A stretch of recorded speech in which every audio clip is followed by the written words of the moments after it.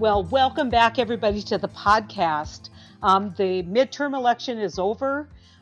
We want to provide at least some background information on where we are and what happened in rural America in terms of the vote in the midterm election. And I have two amazing guests today. One is Doug Usher, and Doug has spent the last 2 decades building insights that have helped change, I think, the strategic trajectory of major corporations, industries, associations, and political campaigns. But probably more importantly for our purpose, Doug has spent the last 2 years, 2.5 years, analyzing the rural vote for One Country Project and has provided, I think, some amazing insights. You've seen him already on our summits. You've seen him if you follow this podcast. Doug is no stranger to this podcast. And I really look forward to hearing some of his initial takeaways. I'm sure that we are going to be doing, Doug, a bigger deep dive and a bigger follow up, especially in those key states.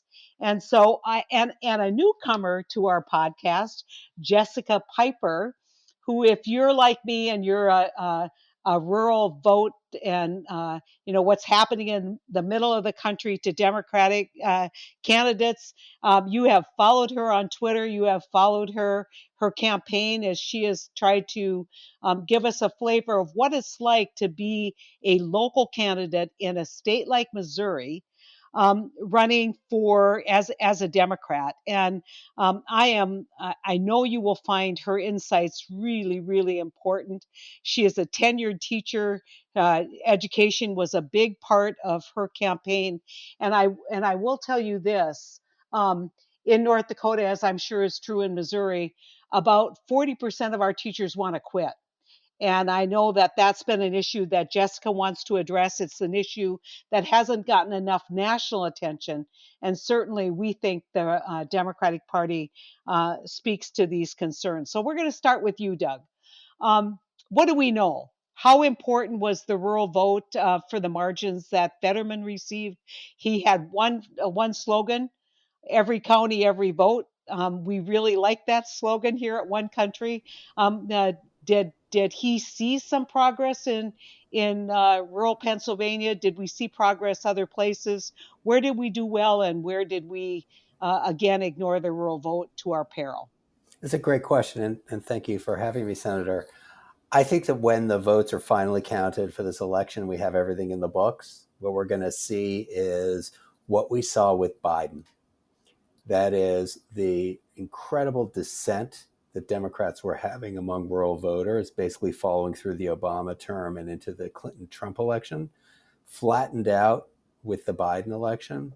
And I think when the votes are finished in Pennsylvania, we're going to see a return in rural areas. And if you look at some of those great graphics from the New York Times and other places that show arrows, you'll see blue arrows all over Pennsylvania. And what I think this is demonstrating to us over and over again, I just wish more Democrats took as strong a stance as you do, Senator, on this, is that we can't make up for these ridiculous declining margins in rural areas just by racking up the vote in traditionally blue areas of urban parts of the state. So well, it's interesting, and there's been a lot of discussion, Doug, about the failure of polling. I've been out there maybe defending some of the legitimate polls to the chagrin of many people. I think when we talk about margin of error, there is margin of error. But what was amazing to me about the Fetterman race is in the end, what was supposed to be a nail biter by Pennsylvania standards. I mean, it wasn't a Shapiro level, margin, but it definitely was a decent margin for Fetterman, who was supposed to either not win or win only by a couple thousand votes.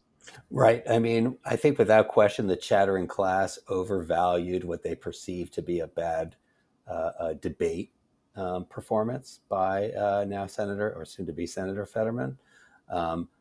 I think that you're completely right that what people were most surprised at was where Fetterman was going to be a great candidate, which is all over the state. And what's interesting is that, look, he holds some views that are to the left of many Democrats or of the Democratic Party, but he's different from others in that he holds values and beliefs that are core to Pennsylvanians across the state. And they recognized that in him and they responded. Well, he didn't exactly look like a Democratic candidate either, did he? I think, Well, I mean, on the one hand, he looks like a tattooed hipster. On the other hand, he looks like he could be, going to Wawa, in a rural yeah, part of the state. or joining a biker gang, right? Fair And enough. That is. I think that had we talk a little bit about that, but I think that the fact that he talked with great respect for what was happening in rural Pennsylvania and his understanding of rural Pennsylvania. We've been saying all along, you can't win unless you show up. And having on election night, almost the first words out of his mouth was, every county, every vote. Again, sending an important signal to those places, especially to Democrats in those places, that I'm not going to forget you. So I think what's really interesting, I'll add a little something to what you're saying, which is totally, you have to show up, but you have to show you're one of them. And showing up is part of that, but you can't show up, and just show up in your Escalade and jump into a county fair and eat the food. I think what's really interesting about his strategy was the anti-Oz being not from the state probably played much better in rural areas and got him votes that another candidate couldn't have gotten if there was another Republican on the ballot. yeah, I mean, he exploited a lot of errors by his Republican opponent, Dr. Oz. Really did a good job, especially on social media. So, when you've looked at the rural vote, Doug, just some initial analysis, because I'm sure you and I will be back here to talk about that deep dive that you're going to do. Just off the top of your head, where were you surprised? Going away from Pennsylvania with performance in rural America by Democrats. I mean, I think you look at Nevada.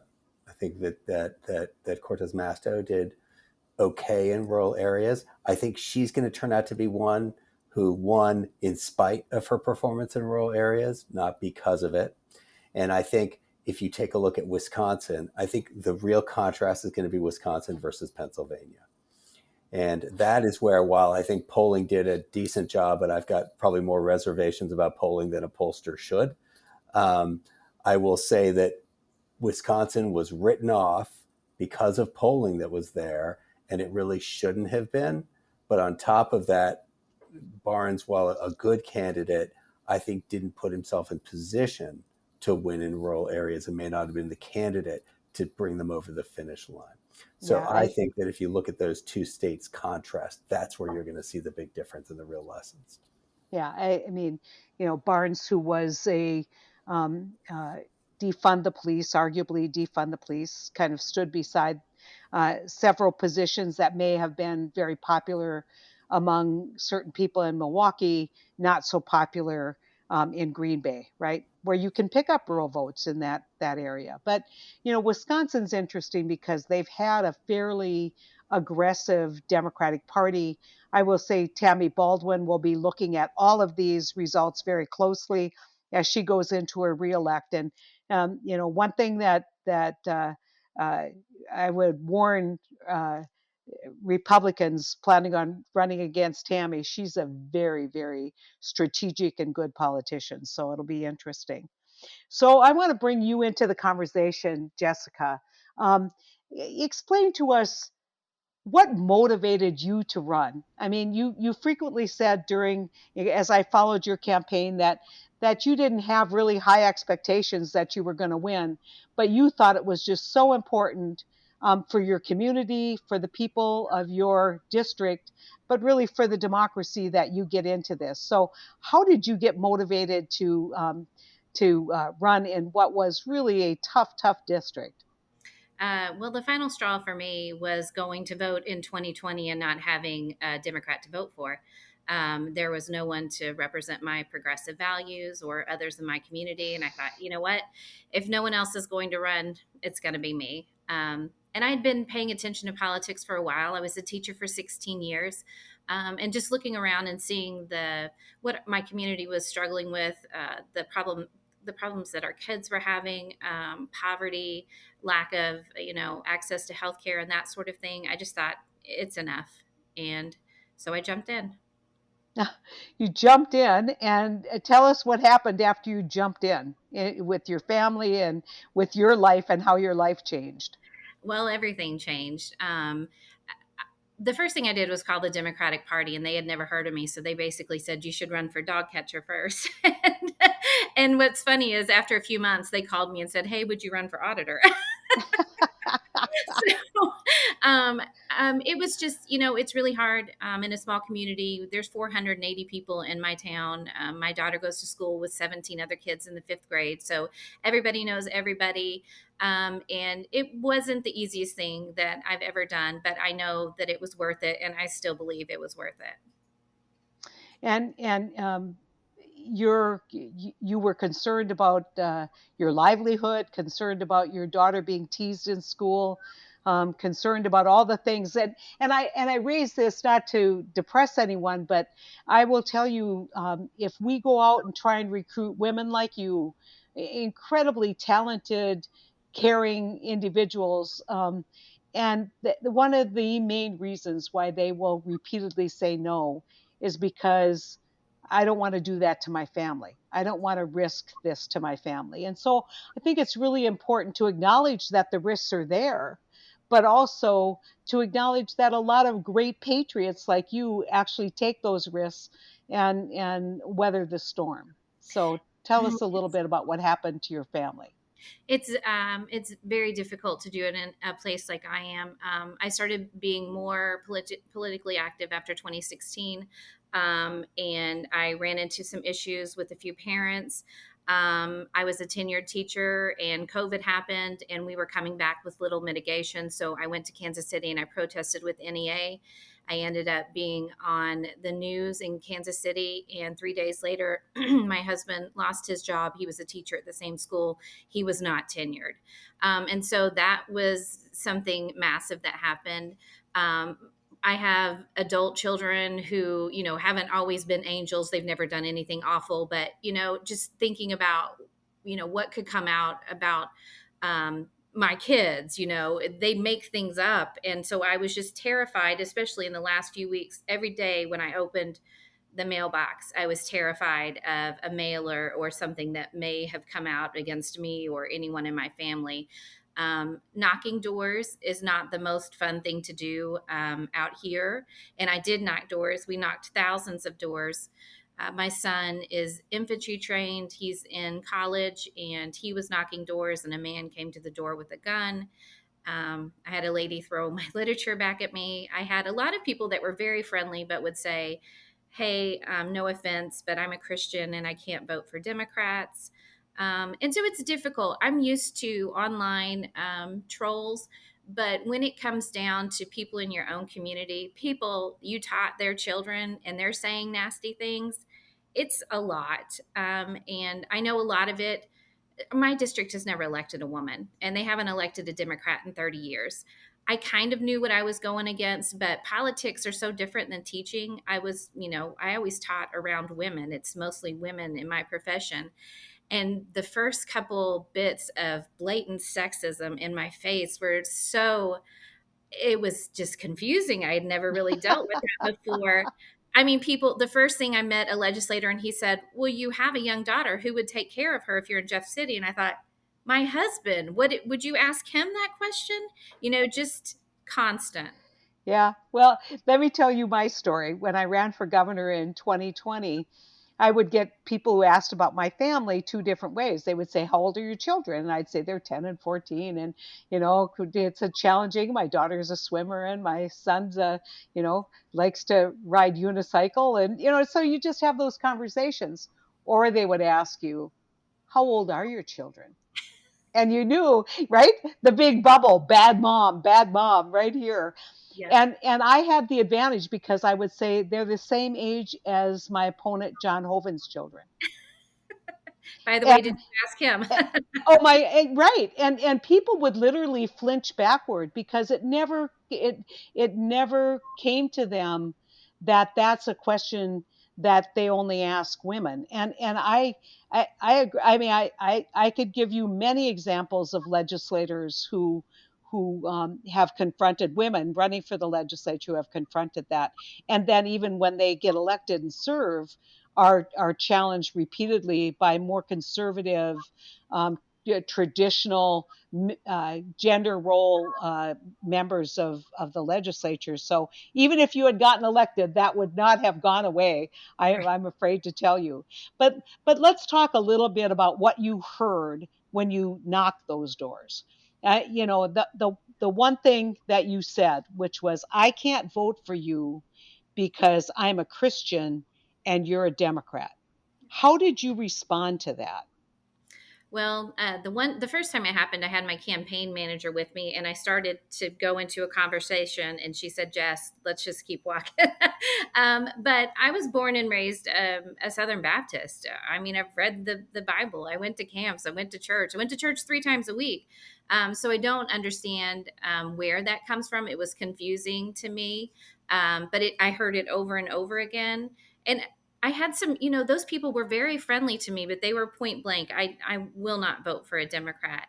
And so, what you hear people in Missouri government, you hear a lot of people talk about CRT or trans kids. And I never heard any of that stuff at the door. In fact, I heard very little. People were unlikely to speak to me. They didn't really talk. They would take my literature and say thank you. But I'm in an area where no one has seen a Democrat on their door in decades. They don't know we exist without, horns or something. So they usually didn't talk a lot. They would just take the lit and go. Well, let's go back to this idea that if you're a Democrat, you can't be a Christian, and vice versa. I actually got that question. I was speaking at Girl State, and they said, "Well, you're Catholic. How do you square your religion with your politics?" And I said, "Oh, I think I'm a Democrat because I was a Catholic." I And think they that just kind of reared back, and I said, this is how I was raised, to believe that you help people, that we're all in this together, that we live Jesus's teachings, which is to feed the hungry, and so you go through kind of those things that we learned as Christians, and in my case as a Catholic, and people kind of look at you like, well, that doesn't make sense to them. And when did we get to the point where we've lost kind of the social justice aspects of Christianity, um, and it now just has become more of the kind of judgment Christianity, if I can put it that way. Well, like I said, I was born and raised in the church, and I think my son was a few years old. So it was probably in the early 1990s, maybe 95 or 96. I went to church, and it was Southern Baptist, and I was in the pews, and our pastor was talking about going to Walmart and seeing a homeless man buy dog food for his dog. And then that same man walked down the street and came to the church and asked for food for himself. And the pastor said, "I told him we're not a soup kitchen." And at that moment, in the 90s, I mean, I just started crying, and I got up and left. And I really didn't return to the church after that, because for me, that was when social justice was out. Everybody pull yourself up by your bootstraps, whether you have them or not. And this religion isn't for you if you can't do these things. And so I know some very good Christians. I just went with some to a meeting, and it was fantastic. But my religion has changed. The one that I knew and the one that I grew up with is now the Church of Trump. And I know this because my parents voted for Trump. And so my family, I'm the black sheep. Everybody else is, a conservative. So let's talk about education and the importance of that issue in rural America. As I said when we kind of opened this up, um, public education is in crisis, especially in rural America. Smaller class sizes, a diminishment of economic support for education, the complexities post COVID, and teachers are burned out. I mean, and leaving in droves.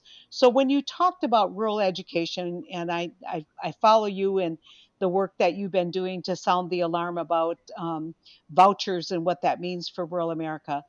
Let's talk a little bit about this issue of school choice and why it is that it doesn't work in rural America. Well, first, you need to know that Missouri is 50th in teacher pay and 49th in educational funding. So we are at the very bottom. And like I always say, you don't get to the bottom without actively trying to be there. So we've had defunding of schools for about a decade. They lowered the funding formula in 2017. And ever since then have been saying, hey, look, we're fully funding, education. You're like, you lowered the bar. They lowered the bar. You're not meeting it. They didn't fully fund busing. So we're struggling out here. And the big thing that is happening is we have 26% of Missouri schools on a 4-day school week. By next August, they're projecting 30% will be on a 4-day school week. There's a lot of schools in my area that have gone to this.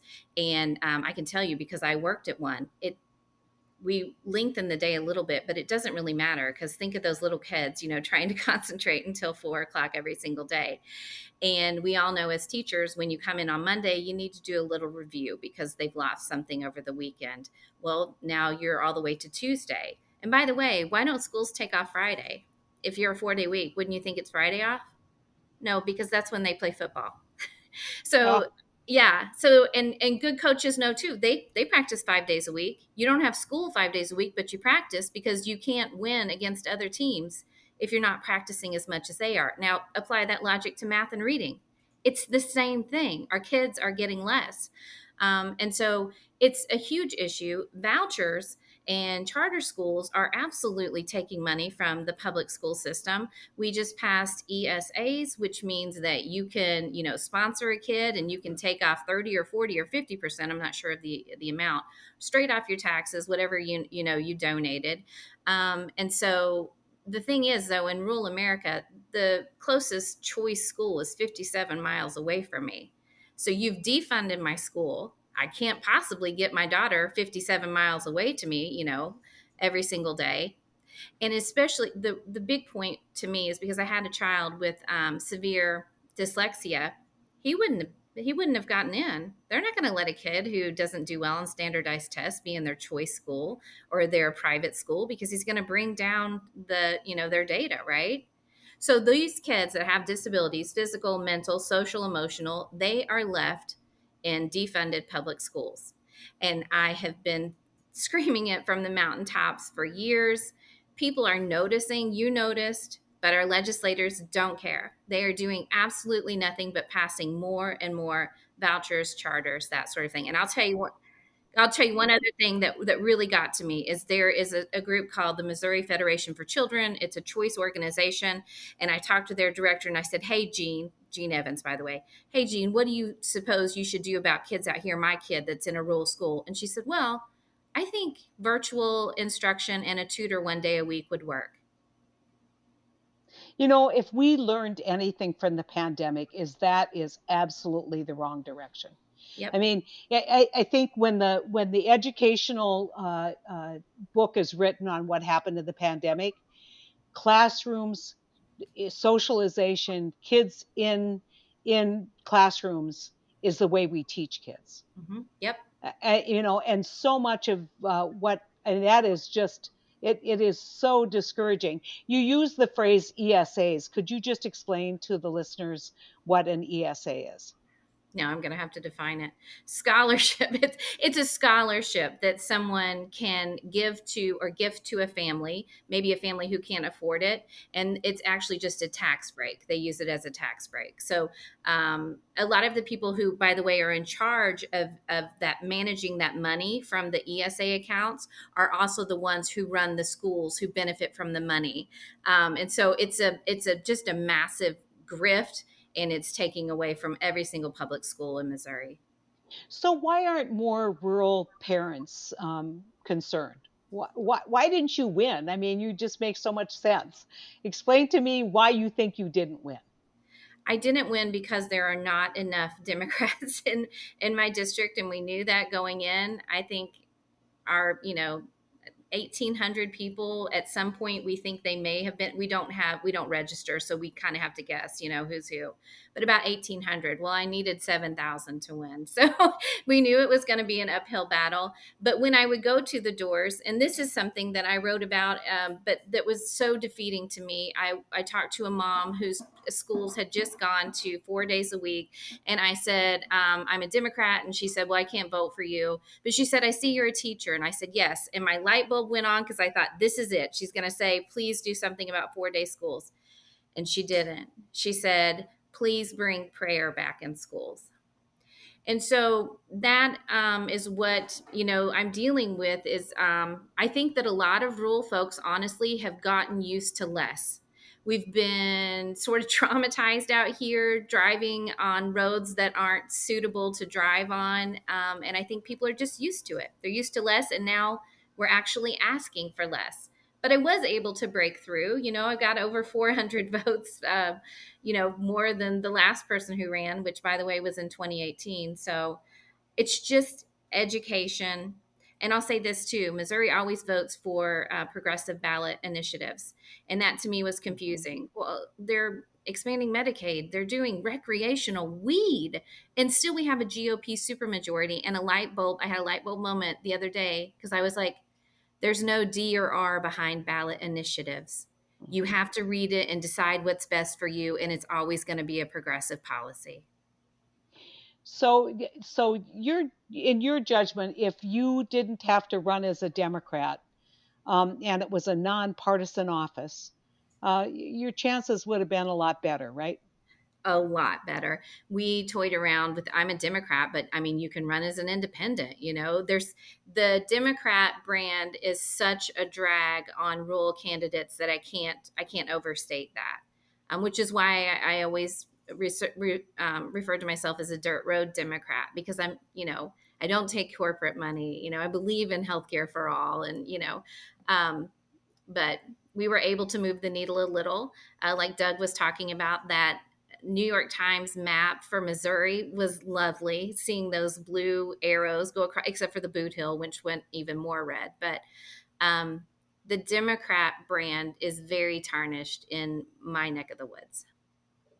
So, we get to that point of how do you fix it? Education, talking to people. I raised an incredible amount of money. I did everything I could, and that's why people are like, "What could you have done differently?" And I can't think of anything other than being a white Republican man. I really can't, because we just did all the things, and we moved in 4 points, and so that's just, it's a long game. The Republicans played it. We can play it too. But like you said, it's difficult to find candidates who are willing to give up their life. I can't go back to teaching because of what I am. I can't go back to teaching because people would say, I don't want my kid in her class. So what are you going to do now? Well, I've got a lot of people in my inbox who are, ready to move with what I've started. So. It's so interesting because, you think about all of the people in the United States Congress who have repeatedly enabled somebody who literally led an insurrection against this country. And what do they risk? They risk, reelection. Look what you risk for this country and for your community. I mean, I think that, we need to redefine patriotism. We need to redefine, kind of how we look at people who do really brave things against really bad odds. Yeah, the odds were always against me, and I knew it, and my husband knew it. And the minute I told him, I said, I think I'm going to quit teaching and run, he was like, how can I help? Which is just amazing, because I got him fired.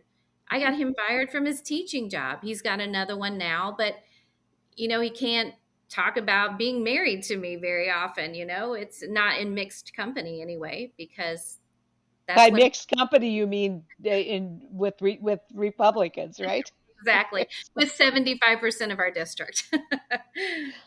So, Doug, let's bring you back in with Jessica. You just heard what we've heard and kind of felt all across the country in states like North Dakota, South Dakota, Missouri. You know, how much, and you don't look at this from the standpoint of legislative districts, which those of us who have served in state government are always concerned about because that's where the bread and butter is. That's how we started losing and redefining the Democratic brand in rural America. But when you look at kind of top down presidential races, you look at gubernatorial races and races for the Senate, um, how big of a problem is what Jessica just described across the country? It's a massive problem. And to just give you some perspective, what happens when you lose rural voters is you lose entire states. And they go, and Senator, we've talked about this before. You create, if you will, a spiral of death, which is to say there's no blue anywhere in a state. And it's a small state. Well, where does that impact get felt? It gets felt in the Senate and it gets felt in the presidential election. Joe Biden is the first president since Kennedy to be elected with less than a majority of states. He got 25 states. That hasn't happened since Kennedy won. And that's no surprise because you lose entire states. And as you try to look at the map for Senate and for president, you then write off a large chunk of voters. But I think what Jessica's talking about here is just so important because what ends up happening, I'm not just in the polling game, but I'm also in the persuasion world and communications world. And the fact that people's messaging tends to be so cartoonish about Democrats. So, for example, you're having this education conversation, but the education conversation that's happening on Fox News and on Twitter is about kitty litter in classrooms and about CRT, and not at all And just for those people who don't know acronym. the acronym, acronym, that too. Mhm. The CRT is critical race theory. That is not taught in Missouri. It's not taught in North Dakota, but yet it becomes a political talking point for for the right related to public education. And then when you don't have a Democrat that you can relate to coming to your door, I mean, Jessica, you would succeed if you're building on what's going on in their community. The thing about political campaigns is you can't change the ground when you're in a political campaign. That had to happen before. And then you win based on that. And so the hard work really is a presence, right? It's not about polling and ads. That just doesn't do it. These things are only a sliver on top of the ground. And when it becomes a team sport, when it becomes about voting for the shirt as opposed to the person, and the shirts, you kind of look at it like college football, right? Like you can show a Michigan fan how much Ohio State is corrupt and they're evil, etc. And Ohio, they're not going to change teams. Yeah. That's definitely what I ran into. Well, but it also is people had a preconceived notion about who you were because you were willing to say you were a Democrat, Jessica. That you believed, whatever they were told the Democratic Party stood for, rather than we stand for uh, uh, uh, a retirement that is with dignity. We've supported Social Security, Medicare, and Medicaid. We stand for health care. We've expanded the states that have expanded healthcare, like you said, like Missouri, through ballot initiatives, have saved rural hospitals. Places that haven't, rural hospitals have failed. We stand with farm program that helps farmers. We stand for public education. All of those things don't matter because we've lost kind of the cultural connection as Democrats with rural America. And that's something that we can't reconnect ourselves to rural communities unless you're there every day doing it, as Doug said. Right. And I mean, I live in my community. I shop in my community. We're also small farmers. I mean, we have cows and chickens and hogs. But people, it was so, the strangest part was people turning on me who knew me really well the moment I started running as a Democrat. People, like I said, I had their kids in class and they would say terrible things, and I just thought, we did football together, we ran the concession stand together, how can you think these things? And I would have people at the door say, you seem really well intentioned, and like the issues, but I just can't vote for you because you're a Democrat. um, and I would say, like I said, it's a long game, but it's just so difficult when you're in a tiny community to try to do this.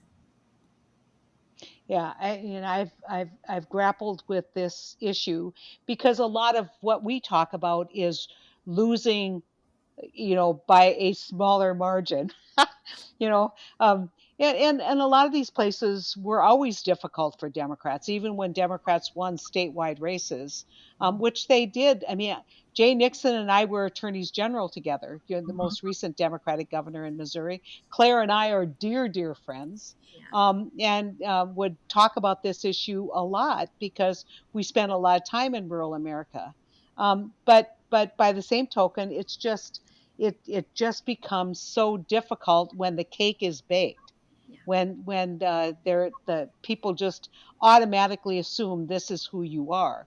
And people love to talk about, oh, it's all Fox News fault. But why is it that Fox News has dominated? Because we've given up.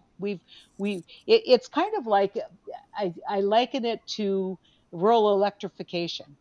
you know you go where it's easier, which means it's easier to get votes when or to go door to door when you only have to walk a city block, right? But if you have to drive a county mile, it's not as easy, and the last mile is always tougher. They've systematically sent messages that I think, by they I mean the Republican Party, has gotten their message out, and it's a message of fear. Or they don't Democrats don't respect you. We do respect you. I mean, we could go through the whole list of grievances, but we haven't done. I mean, we you know we can't control what the Republican Party does. We can only control what we do, and it seems like we've abandoned folks like you, kind of in a way that will continue to erode and create a division in this country. The huge irony here is that the 400 votes you're talking about, Jessica, is going to be the difference in the Senate race, Yeah.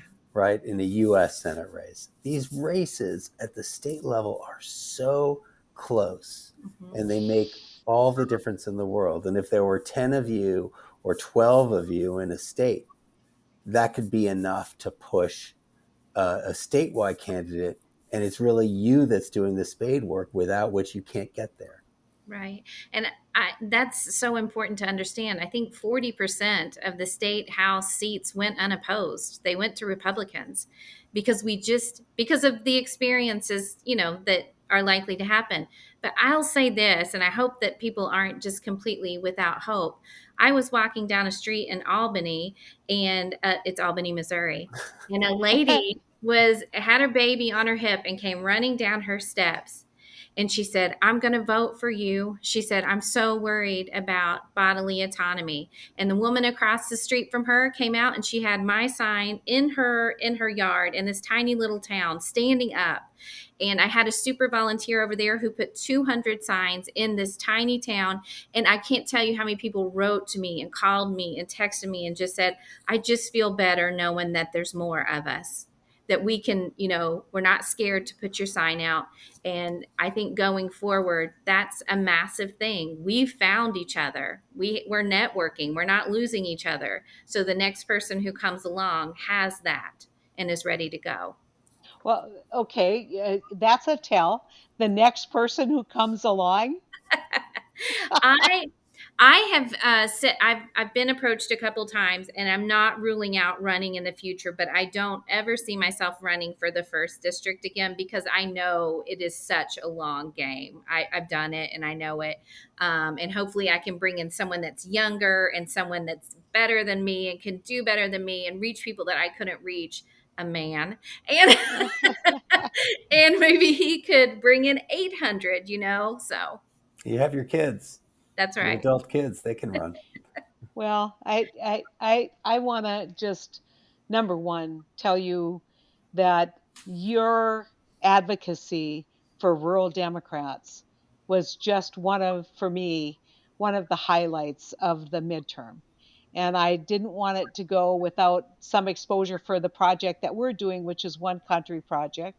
We'd love to get you more involved in the work that we're doing because you bring, we have state legislators, which we're very proud of because we're trying to figure out kind of what happens in each one of these states, not looking top down, not flying in with a big message on election day, but how do we kind of change the narrative? We watched your race with a lot of excitement. I think you didn't ever mislead us. You told us from the very beginning how tough it was going to be, but we got a lot of hope from the work that you did, Jessica. A lot of hope. Thank you. And that's what I hope everyone gets from this. And I hope that next time we don't have 40% of the seats, that we can compete. And the Republicans were forced to spend money out here. They haven't spent money out here in 30 years. They had to drop, I know, $60,000 to my Yeah. opponent. And that's something. And if we did it in all of those races, they would struggle. Well, we did, on a macro level, there was a lot of discussion about what happened in North Carolina Mhm. with Justice Beasley, what happened in Florida, what happened in states Ohio. But you know what? The Republicans were forced to defend those states because we ran great candidates. Right. And, they didn't win, unfortunately. I would have loved to have seen every one of them win, especially Tim Ryan in Ohio. But he ran, it made a difference in Ohio, made a difference in North Carolina, where we picked up I think, two congressional seats, right, Doug?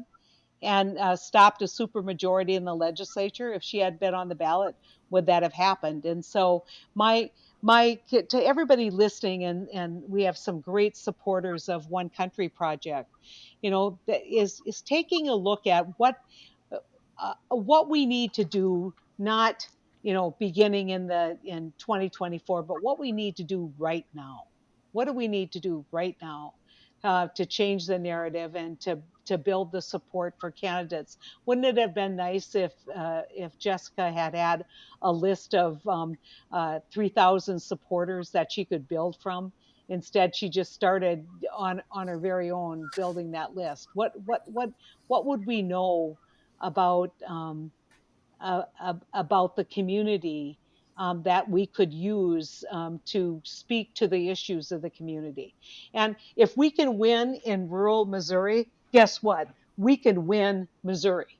Yeah. If we can win in rural North Dakota, we can win North Dakota. The theory of One Country Project is a lot of people said, why don't you call it the Rural Whatever Project? I said, no.